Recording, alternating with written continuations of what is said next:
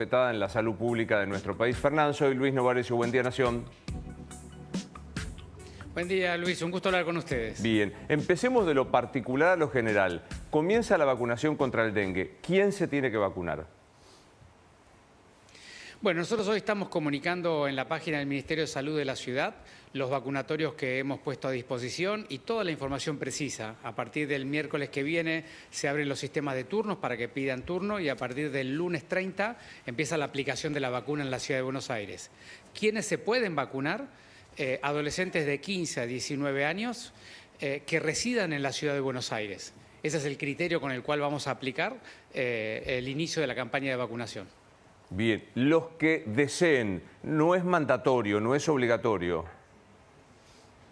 De ninguna manera, no es mandatorio. De hecho, vos sabés, Luis, que todos los expertos internacionales, la OPS, la OMS, siempre insisten en lo mismo, que es, hay dos intervenciones que cambian significativamente el impacto de un brote en una ciudad como la nuestra.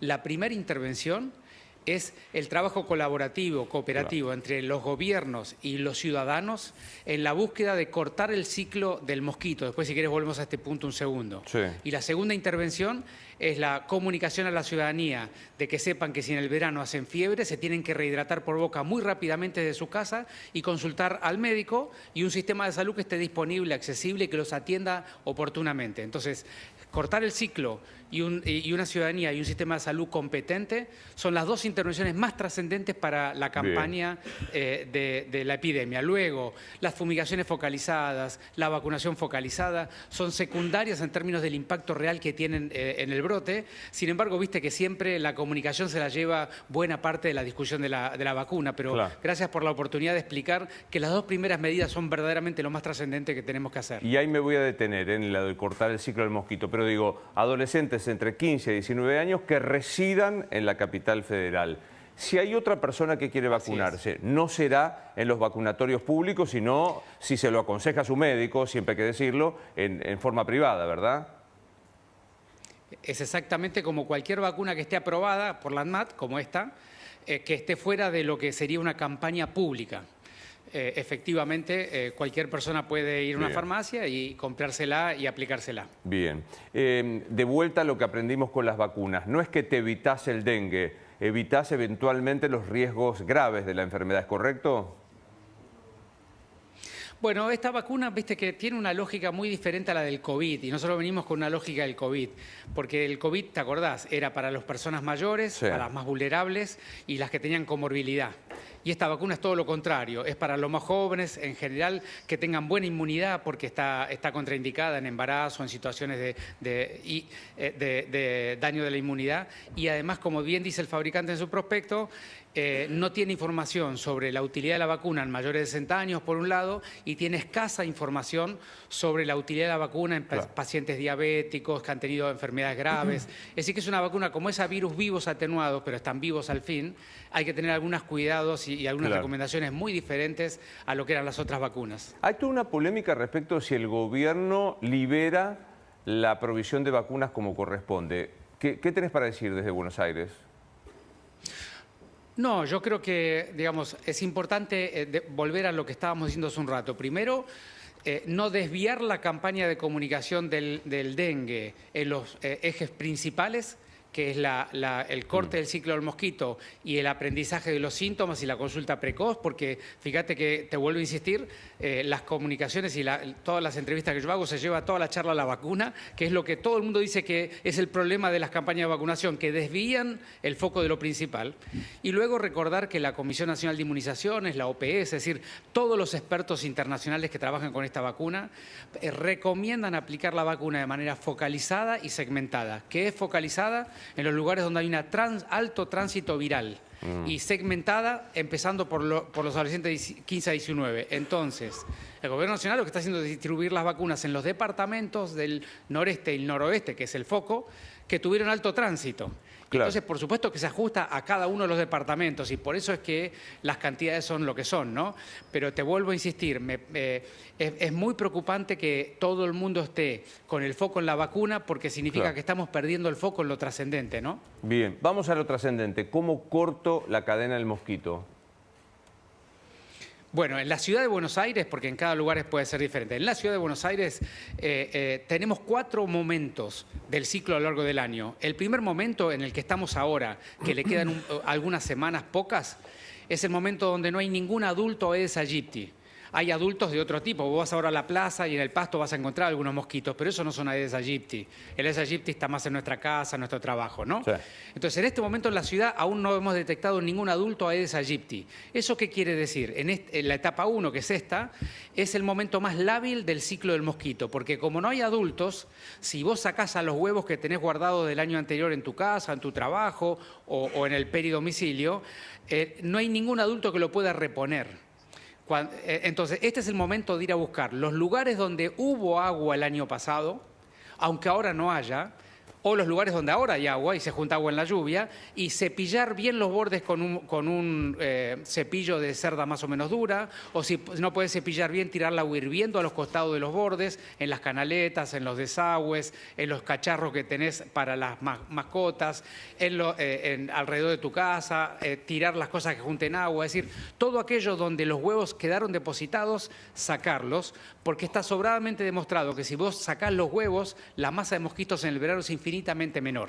Bien. Una vez que entras en la segunda etapa, que es la que va a aparecer en octubre, el problema es que vos sacás los huevos y el mosquito te pone otros huevos, o matás al mosquito adulto y los huevos vuelven a crear adultos. Entonces, la segunda etapa, que es cuando hay adultos y huevos, sí, es menos lábil el mosquito, pero todavía no circula la enfermedad.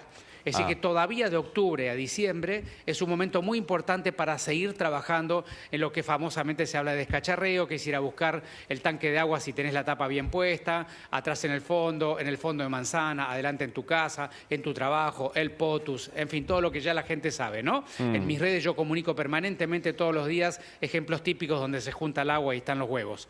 Pero esta es la segunda etapa, la que va a venir en octubre a diciembre. Después, a lo largo de diciembre, vienen las personas que fueron al norte o fueron países limítrofes y traen el virus en la sangre. Y ahí los mosquitos que están en la ciudad empiezan a enfermarse, a picar sangre con virus y empiezan a enfermarse y empiezan a contagiar localmente. Y esto dura más o menos hasta principios de marzo. Y luego, marzo, abril y mayo, el brote más alto, ¿no? Bien.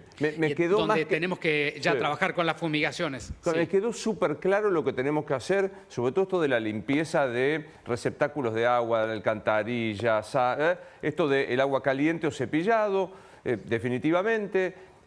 Pregunta, porque es un aliado, estoy equivocado, es un aliado muy importante el repelente. Digo, ¿lo tengo que empezar a usar a partir de cuánto? ¿A cuándo el repelente? Por supuesto que las barreras mecánicas, el repelente y la ropa blanca, de manga larga, pantalón completo y demás, son un componente importante. Al respecto, es el momento más crítico donde te tenés que empezar a cuidar, es a partir de cuando el virus está acá, en la etapa 3. O sea, en la etapa 2, como yo te dije, que es de octubre a diciembre, suele haber mosquitos, pero no suele estar circulando la enfermedad localmente, con lo cual es un poco menos significativo.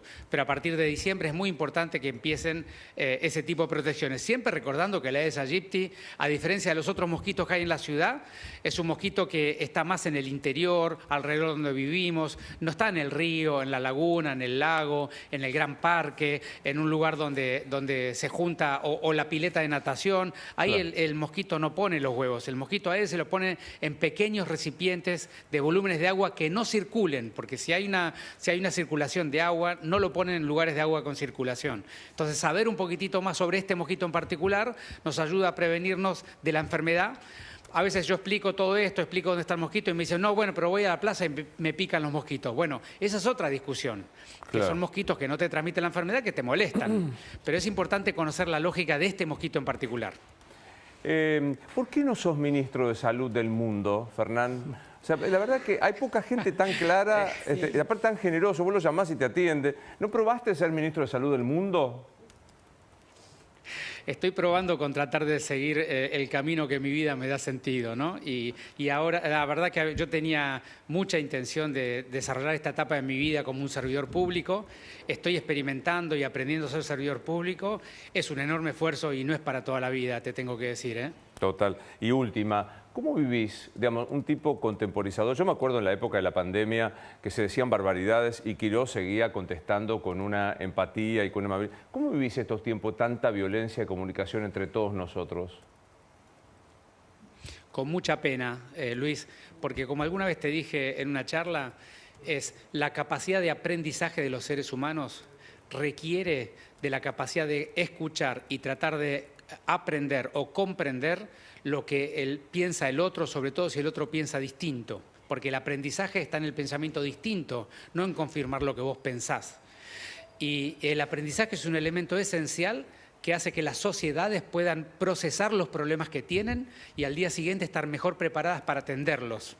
Entonces yo creo que todo lo que está pasando en el mundo y en la Argentina, hace mucho tiempo en la Argentina y en el mundo hace algún poco tiempo menor, lo único que hace que el ser humano vaya perdiendo su capacidad de aprender, lo cual significa que los futuros de cómo las sociedades van a resolver sus conflictos van a ser cada vez más difíciles y está a la vista del nivel de violencia que hay en los lugares de guerra, pero también en todos lados, ¿no? Así que yo creo que, y eso es un poco lo que yo trato de aportar, de tratar de transmitir la idea de que no importa si te lo dicen de una manera más cómoda o de una manera menos apropiada.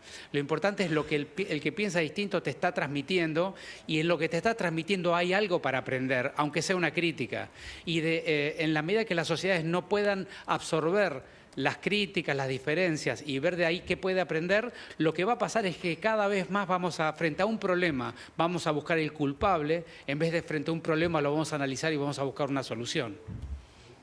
No es genial, digamos, no, digamos, que un funcionario público, pues digo, no es un pensador de la universidad, diga, el sentido del aprendizaje se basa en la diversidad, e incluso especialmente en el que piensa distinto. Lo otro se llama sesgo de confirmación, pero bueno, yo te recomiendo mucho siempre, no por el entrevistador, sino por el entrevistado. Una de las últimas entrevistas que hicimos a la medianoche es un lujo de esto, de ponerse a pensar la posibilidad de aprender escuchando al que dice y critica. Bueno, nada, yo cuando salga el cargo de ministro de Salud del mundo, yo te postulo. Estamos y hacemos una entrevista juntos. Dale, eso cuando quieras. Abrazo, gracias. Gracias, hasta luego. Hasta luego. Bueno, me voy a recibir al director de tránsito del mundo. Hoy estoy exagerado.